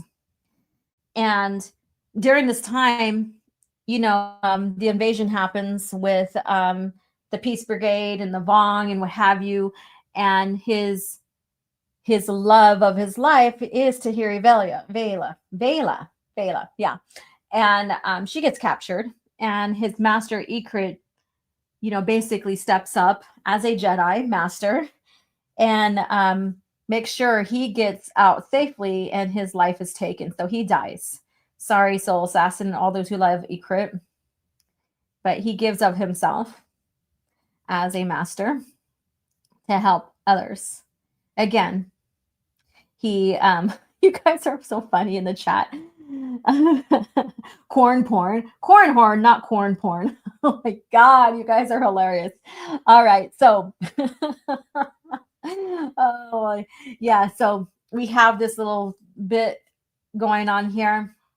And Tahiri, she gets captured, tortured. She gets shaped by the Yuuzhan Vong and stuff like that. And he goes in and saves her too. So he infiltrates. He disguises himself as one of the slaves and has these fake spurs, or what are they called, inserted in him so that he looks the part, but he still has control of himself. And he rescues her as well. So we have that. I know. Corn horn. Oh, you guys are amazing. Let's see here. And then we also have the instance of, after she's rescued and stuff, and they're on mission. And I think this is right before Ithor goes down. And I think this is, or no, was it after? No, it was before, because they're with Corn Horn here. And they were put in one of the lockers in one of, I think it was a ship or something. I forget now. Correct me if I'm wrong. But anyways, they're shoved into a locker because I think that they are going to be in vacuum of space. And he's wearing, he's holding on to one of the helmets that would help with a breather that would help him survive and stuff like that. And of course, they have their back and forth. They're talking with each other and they end up kissing. So this kind of gives, basically the finalization of their relationship and stuff like that, which becomes very, very tragic. Very, very tragic. It says, Matthew says, why would they hire the best in their field, science fiction and fantasy, others corral them all together and have them assembled on one canon timeline? If it was just tie-in fiction, why put in the effort? Because they meant for it to all be one continuous historical timeline, the continuity that ties into each other and with the movies. The movies were the foundation. So if you look at the structure of the lore created, the movies are the foundation. They are the things, they are the immovable objects, right? The foundation. And then everything builds on top of that. It's like building a house. I've used this example before. So do you guys have anything you want to share about Anakin Solo before we start winding down on this part so we can get into cringe factor? Let's see here. And of course, the final finale. Anakin sees himself as the leader of this mission. and with this big debate between Luke and Leia and the Masters and all of that during the time of this proposal, Han was the one that had to make the decision because it seemed like they were at a stalemate on how they should go forward with the finding out of the Voxen. Who are the Voxen? What are they? And of course, they find out who they are. Basically, I'm just talking in general. And they are a combination of a species, their own. I forgot the original species name, and shit. I just had the tip of my tongue. The Vormskers of Merkur. And so they created an ultimate Jedi weapon that can sense them strongly in the Force, anybody with Force abilities. And their tongue lashes out, which has like a way of them spitting out poisons and stuff like that. Very, very mean, dangerous creatures. So they see this as a well, they don't see it. They know it's a threat to the Jedi. We had Alima Rar and her sister who I think were the first encounters of these Voxen. So Vormskers and Voxen. Voxens are the hybrid species, the clone species. The Voxen are the original that are from Merkur. And so they need to do something. They need to find the queen. They need to find the main copy and destroy her. And this is all about saving not only the Jedi, but also the galaxy, because the Jedi are also, the protectors of the galaxy. Once the Jedi are gone, like basically the hope is gone, right? Vormskers and Voxen seem like a Sith battle beast dream. Yeah. Until they pull the rug, right? You could believe in Anakin and Tahiri. What a cool little master. I agree. Doesn't it seem like Anakin is the main protagonist, Silver? Yeah. And like I said, so leading up to just before Star by Star, Anakin was the main protagonist. And then George said, nope. And that's where we start seeing Jason come into play. Now, just imagine if they decided not to kill Anakin, but maybe he was captured or thought he died or whatever. When he was out of the picture up until towards the end. I wonder how the story would look like going ahead. How the authors would have taken the story. Now I'm just going in with what ifs. I really don't have any headcanon to this at all. Just a what if, like just throwing a what if out. But I think despite that what if question that I gave you, I think this was the right approach. No, I know for me, because this is such a fucking heroic way to go. We know Anakin Skywalker wore his heart on his sleeve, would do anything to protect those he loves, right? And I think this is an exact mirror towards that, towards his grandfather, and him giving his life to protect the ones he loves, the Jedi Order, the greater galaxy. Yes, it's sad, it's heart-wrenching, it's tragic. But there's so much meaning in this. So greatly written by Troy Denning.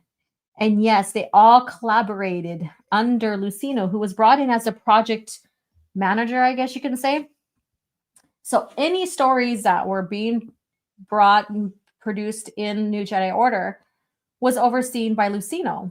He was the one who's overseeing this. So then it goes to the question of, okay, so why does Vergere act this way when she's supposed to be a Jedi? She's supposed to be a light sider, kind of deal. Shit, I was behind 3 minutes. Laugh out loud. Damn, Solus, or damn, purist. Oh my goodness. You're all talking in there. We're like, what's he talking about? Do Denning haters like Star by Star? Very good question, Scran. Yeah. So Anakin Solo's death, his heroic death, as tragic as we may see it, like I said, mirrors how his grandfather wore his heart on his sleeves and would do anything to protect, would step up and give himself to protect the ones he loves. Anakin's actions in the book is exactly why I feel like he fulfilled his prophecy. Brigitte is on no one's side but her own, like a real dark sider. There you go. There you go. And just to see like Jaina's reaction, and she wants Anakin to be saved, and Anakin's like, go get out of here. You know, he follows Brigitte, kind of like takes him to where the boxing queen is. To his doom, I guess you can say. Jaina wants to help him, to save him. He's like, no, get her out of here. And so there's a lot of conflict. And within the twins, this is what kind of creates a small divide with them at the time. There's the loss of their brother. You have to read to understand more the push and pull between the twins on wanting to save the brother, but also wanting him to fulfill the mission. Such great writing. Brigitte just wants to see the galaxy burn, correct? Jason completed Anakin's mission. And so Jaina escapes with a group. And the group she escapes with basically is almost the ones that are affected by in the Darkness trilogy. The ones that influence a little bit in there are the ones from the Darkness trilogy. So very interesting how that all connects. Space Chicken is like the Joker. Space Chicken, is that what you call him, Brigitte? So Anakin, he led a fulfilled life, I guess you can say, for the time he was with his family, the galaxy, as a Jedi, as a Force user, stepping up in this big, huge light of his grandfather. And I think he shared and he went down that really shared what Anakin was about. And I'm not talking about Anakin Solo. I'm talking about Anakin Skywalker, like I said. And shown the galaxy, the Jedi, how wearing that heart on your sleeve, caring about the greater galaxy and stuff looks like. So I think he really fulfilled what Leia was hoping he can share by having his grandfather's name. I think he fulfilled that. I really do. I really, really do think he fulfilled that. Anakin's death didn't feel heroic. Even with the Force glowing, it felt like a tragic waste, which is very realistic at war stories, which Denning excels at. Yeah, I still see it as heroic, but there's that tragic heroic feats. It's knowing that you have to get it done at all costs, and you're willing to give your life for that. So that's what I'm talking about. Jason, I'll finish what you started, brother. Anakin, oh, that crap, bro. Loud. And let's see here. Soul Assassin says, it was that at the moment when Anakin Solo became the most powerful Jedi ever, when surpassing his grandfather, in my opinion. Okay. It's tragic and heroic. Yeah. It's tragic because we can probably see different ways they could go about it, I guess you can say. And the loss of a life. The one for the many sacrifices. Yep. All right. Anakin Solo remembered. Anakin Solo remembered. And I added this because I thought it'd be interesting for us to all go through. Oh, God, I got a scratch in my throat. All right. Anakin's lightsaber proved to play a significant role in defeating the Yuuzhan Vong. Jason used the weapon in his final battle with the Voxen Queen. Roger gave the Vong the weapon.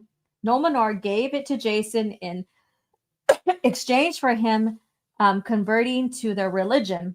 Jason deceived them and lied about his conversion. So that's going forward. Ganner. So these are all going forward here, but this is Anakin Solo remembered and how through his lightsaber, his legacy and stuff like that. Ganner Rhysode, which I shared my clip here on my YouTube posts. All right. Ganner Rhysode came to rescue Jason, where Jason proved his trust in Ganner by giving the other man his brother's lightsaber. So he gave him Anakin's lightsaber.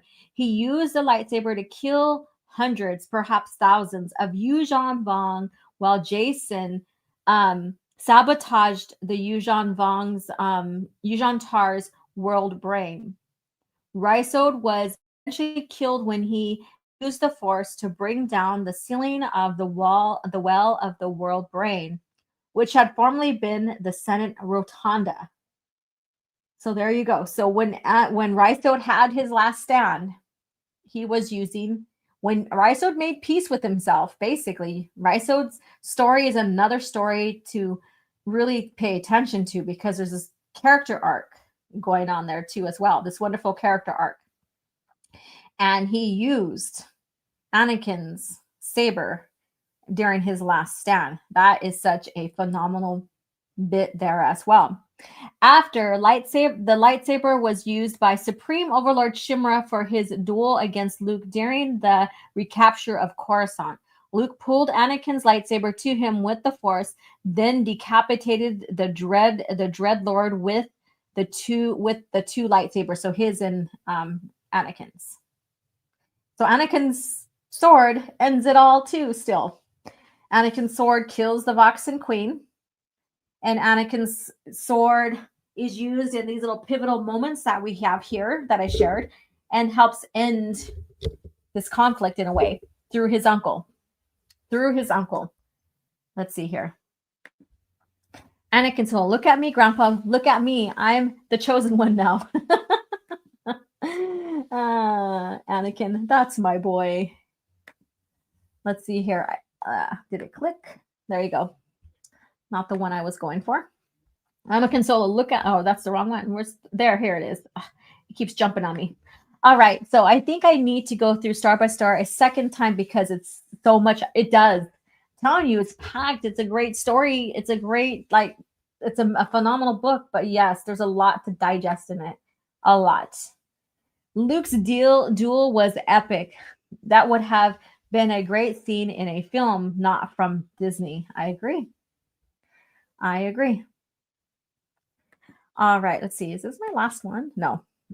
Anakin Solo and the Black Annie. So this is going forward. What is the Black Annie? This is Fate of, or Legacy of the Force.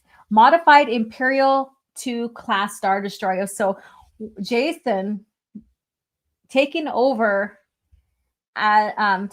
basically the Galactic Alliance. He has his own Star Destroyer, and he names it after his brother. It's painted black. That's why it's called Black Annie, its nickname, but it's called the Anakin Solo. And boy, did that piss off Han. Han was pissed when he found out about what Jason did, and he's using this to fight against Corellia, but also like the splits, the Civil War that's going on. So there we go. So the Black Annie equals Darth Vader Jr. Yeah, the events were rough, but you can't say it wasn't well written. Correct. I agree, Silver Ogre. The Ganner, exactly. The Ganner Rhysode, and you're still behind, aren't you, Pierce, on listening? Oh my God. So there you go. So we have, a bit of history on who is Anakin Solo. We also have behind the scenes with Lucasfilm about Anakin and his role as the protagonist, and that changing, which changes the story, as we know. We'll know going forward. It's from Star by Star. So next week we'll begin going forward. pass star by star, so I got to do my homework. I got to do my homework and get all that taken care of for you guys. So that's going to be fun. I look forward to that. Let's see here. Man using his dead younger brothers the name as the name of the star. That's an honorific. Like you have the Pelion, you have. I think there was even an Akbar and what have you. So that's done, but the way he used it is not honorable.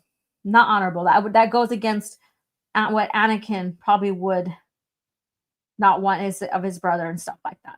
So it's kind of like a slap into the face to the family. You should cut all the Anakin Solo lore and make it into a short OG. Yeah, I should. All right. So with that being said, we have one more segment to get through. So let's go ahead and move through that and get into it. Let's get into it. We've been going over lately, which is fine. I've been enjoying talking with you guys. Let's see here. Let's play this.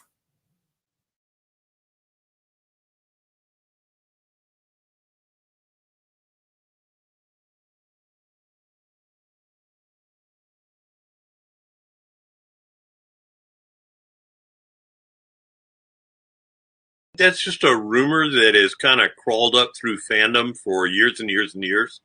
I know that Tim met George Lucas. They had a sit-down conversation before the first book was done. I know that as with any of the novels, everything is cleared through Lucasfilm, and 100% for anything as major as a love interest being developed for Luke. That's a decision that George would have given a yes or no on.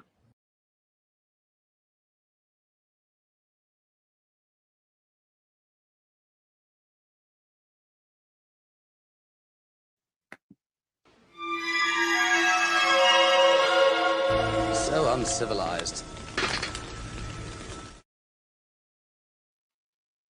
All right. So cringe factor. What is it?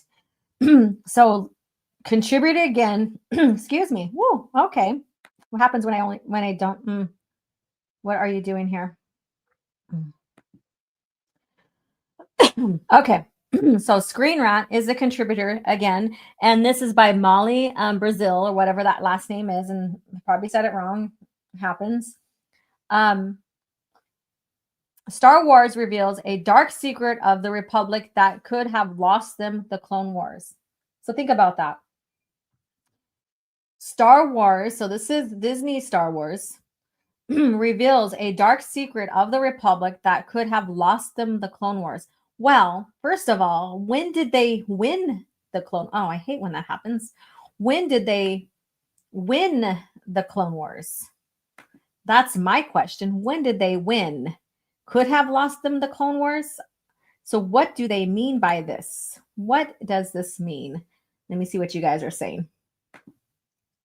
Let's see here. That's my second favorite clip. Let's see here. The only Brazil I know is the Miku meme. Let's see here. So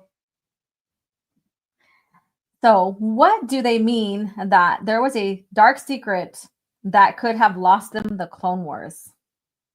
When in fact, the Clone Wars is known to have been run by, and both sides of the war, run by Palpatine. So what is going on here? Are they trying to change the fact that Palpatine ran both sides of the war?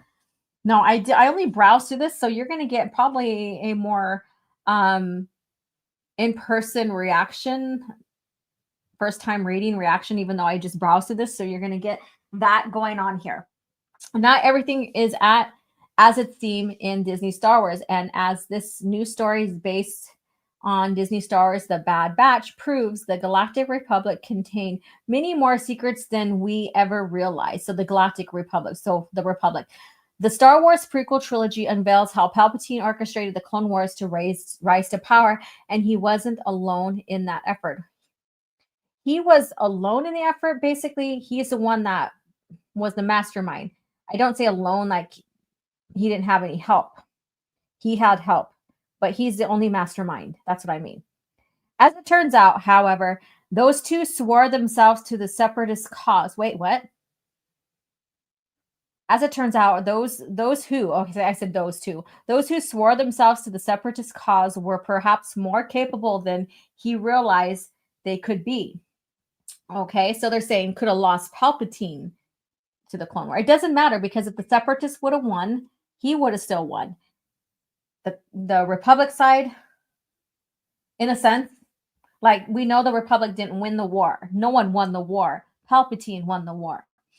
So it didn't matter which side won, right? So that's what I'm saying. So let's go back here. To those who swore themselves to the separatist cause were perhaps more capable than he realized they could be. Star Wars Sanctuary, a Bad Batch novel by Lamar Giles, reveals just how dangerous certain separatist agents could be and how deeply they infiltrated the Republic's deepest territory during the war. The separatists were controlled by Palpatine.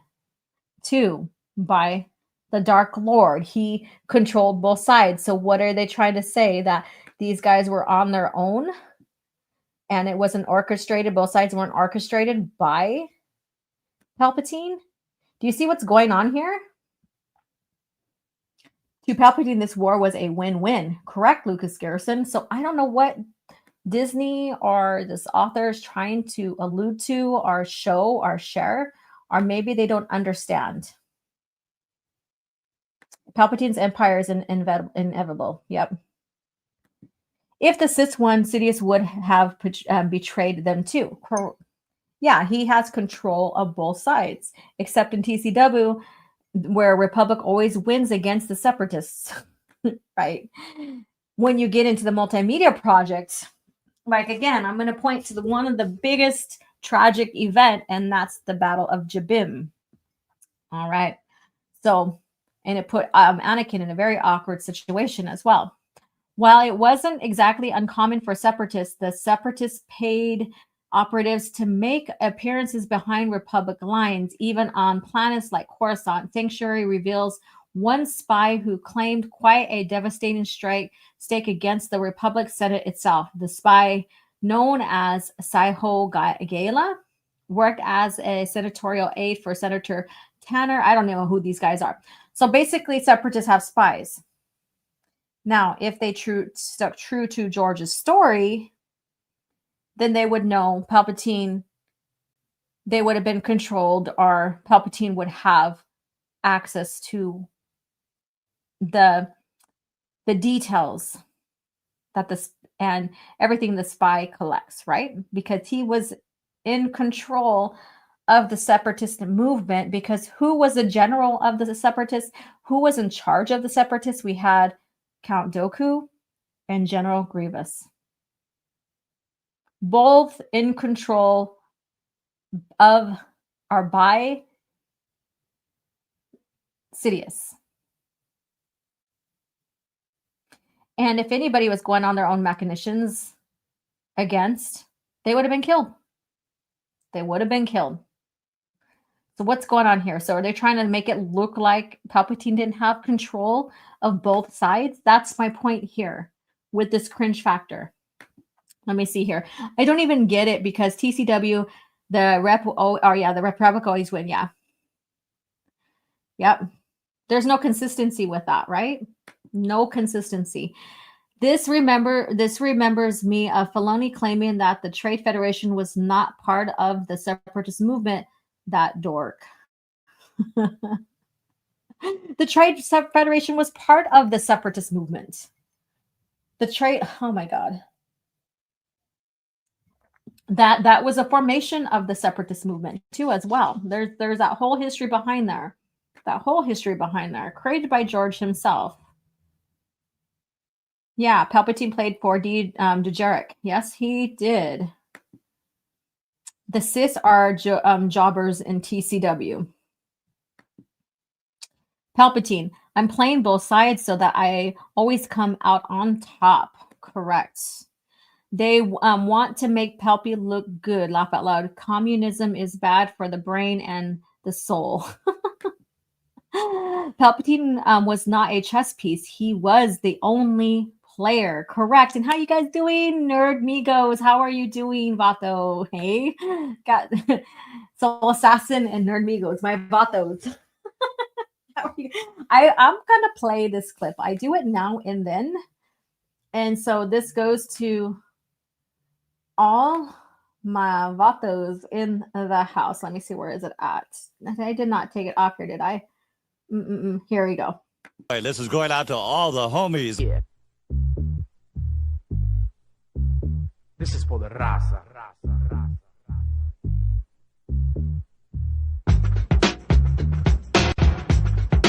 Yeah. You trying to get crazy with this thing? Don't you know I'm loco? All right. I'll probably get a strike for this, but I don't care. It's always worth it. Always worth it now and then to do this. All right. So I guess this character, part of the intelligence and armed service committees, which would be controlled by you know who, which was often briefed on recons, weapons development, and the troop movement as an aid to him. So High was able to report back to the separatists with this information, which basically who would be at the top of that? Palpatine. So this here does not make sense. It doesn't matter. It doesn't matter. It really, really doesn't matter. No matter which side wins, Palpatine wins. And just because it seemed like the Republic won, I guess you can say, they didn't win. So the Republic might have lost the war if they hadn't taken a turn, if things hadn't taken a turn, okay? With at least one spy in their range reporting on their more sensitive information, it looks as if the Republic might have lost the war if Palpatine hadn't executed Order 66 and completed. Oh, so if Palpatine did not execute Order 66, then they would have lost because of that spy. Fucking doesn't make sense. Make it make sense. It didn't matter which side won. And it doesn't matter if Order 66 was ordered for the Republic, for any side, really, is what I'm trying to say. So let's see here. Count Dooku's death was clearly Palpatine's trap to have Anakin Skywalker kill him, providing an illusion of victory as Palpatine groomed Anakin for. So are they trying? If I'm like at a loss of words right now, you guys. If Palpatine wasn't pulling the strings, however, the Republic would have been in a dangerous spot. What? The Republic's in that spot because of Palpatine. It wasn't a natural war. This is something that Palpatine created. What? If Palpatine wasn't pulling the strings, however, the Republic would have been in a dangerous spot. If he wasn't pulling the strings, if he wasn't doing this, there would be no war. Especially with spies watching their every move inside the Senate walls. If Palpatine didn't put himself in place, there would be no war. The war is because of Palpatine. What the heck? What? Okay, I'm done here. Oh my god, I'm done. Grievous and Dooku were dead, cis, and no public leaders. They would have lost anyways. Let's see here. The Jedi on TCW discovering that the clones have a suspect microchip in their brains and that they were ordered by Dooku. Hey, let's continue the war and for no reason. Yeah, that didn't make sense whatsoever. That is such a contrived story. Which novel had the story of the clones about to discover Darth Sidious, but the Coruscant invasion happened and they were killed, but not before one saw Palpatine? You know what? I can't even think about that one. I don't remember that one. I don't. So if anybody can answer this, go ahead, because I'm not recalling that. Darth Malgus, I straight up walked into the Jedi temple. Correct. Touch grass and bounce, ride a bike or something. let's see here. Filoni, TCW is not canon, equal to canon. Tartakovsky, TCW equals canon. Agree. Darth Malgus, I just straight up walked up the Jedi Temple. Local, yeah. Yeah. So that makes no sense whatsoever. Oh no, this article broke OG. It doesn't make sense. Like, how are you like saying that Palpatine's pulling the strings of this war, but if he wasn't, then the Republic would have lost or be in a dangerous spot.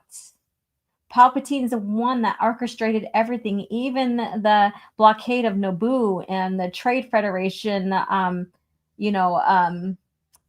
conflict and stuff like that. So I don't know where this person, this author, is coming to with this. It's like they don't even understand Star Wars. Thank you for suffering this cringe factor for us OG stars, right? Oh my God, like what the hell? Now, I like I said, I breezed through this real quick because I have family and I was like just prepping and just like, oh, let me check this out. Is this a good factor? Is this something good for cringe factor? And I'm like, yes, it is. But I didn't get to fully get into detail on what's being said here other than I know what it was going towards. But holy crap, does this person not understand what was going on and who orchestrated everything? That this was not a natural cause, I guess you can say. That this was an event that was created by Palpatine to find a way or make his way to rule the galaxy as a Sith. There you go. And there you go.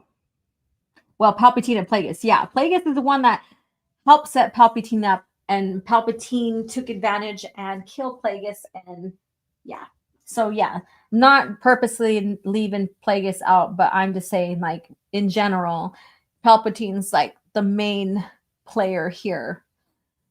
Yeah, let's see here. Palpatine.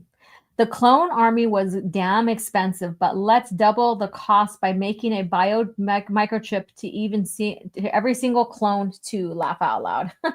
Right? All right. So with that being said, we are done with this. So there's your cringe factor. This is what the state of Disney Star Wars is, basically. So if someone can draw the conclusion to this Bad Batch story and make it, and how they're making it look like Palpatine wasn't in control both sides and that he didn't know what the hell was going on in some instances and stuff like that. This is just not Star Wars.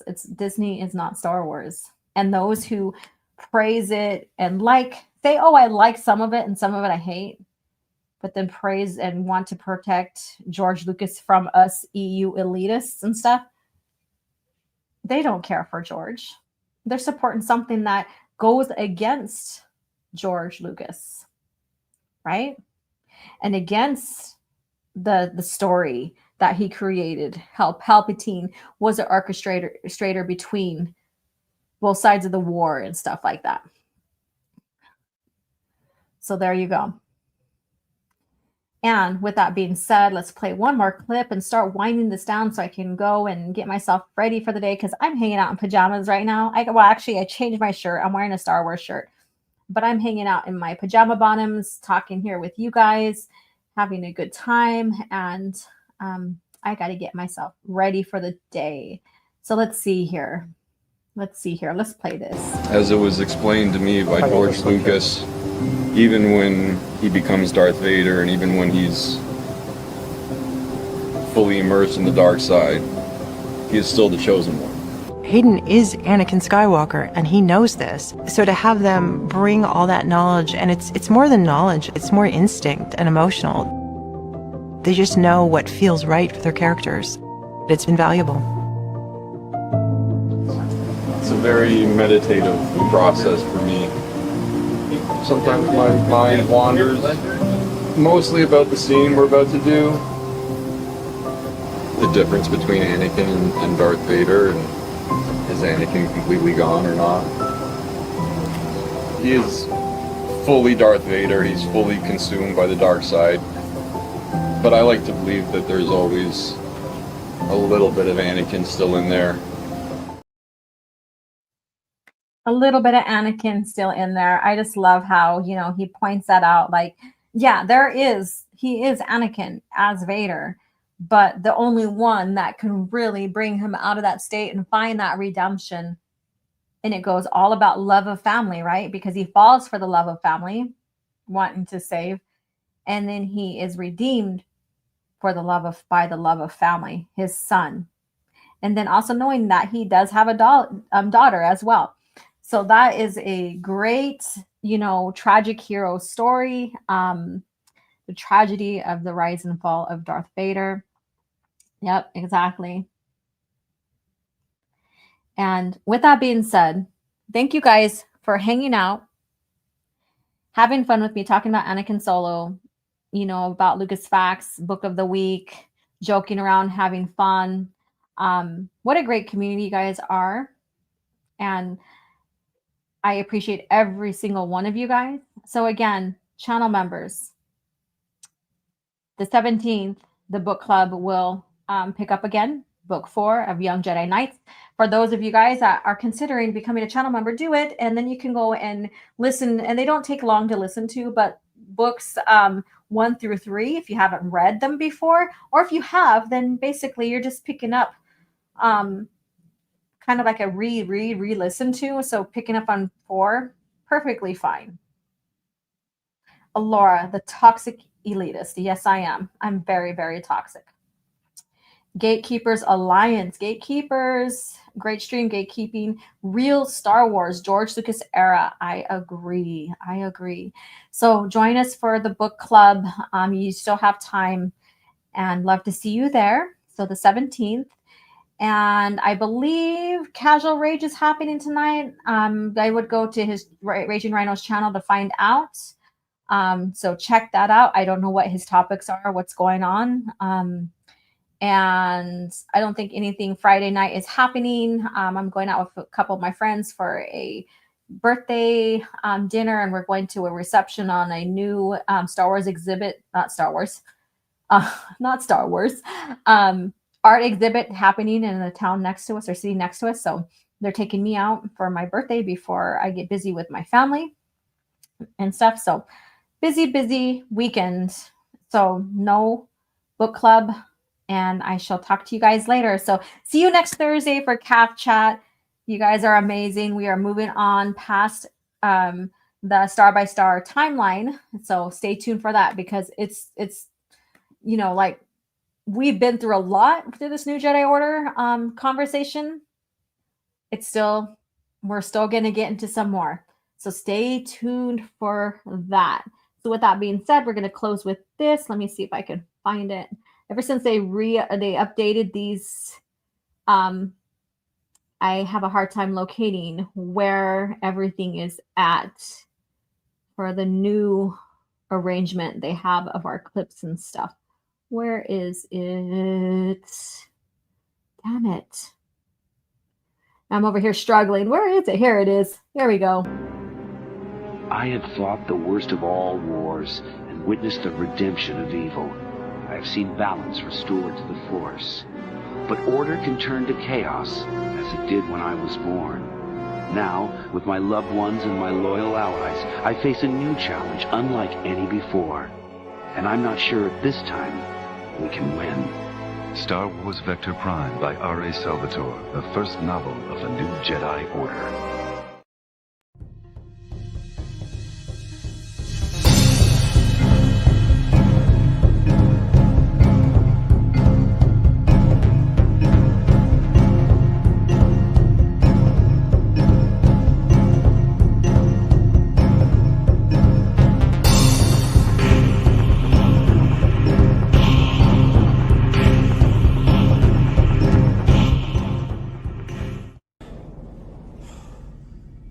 Another happy landing.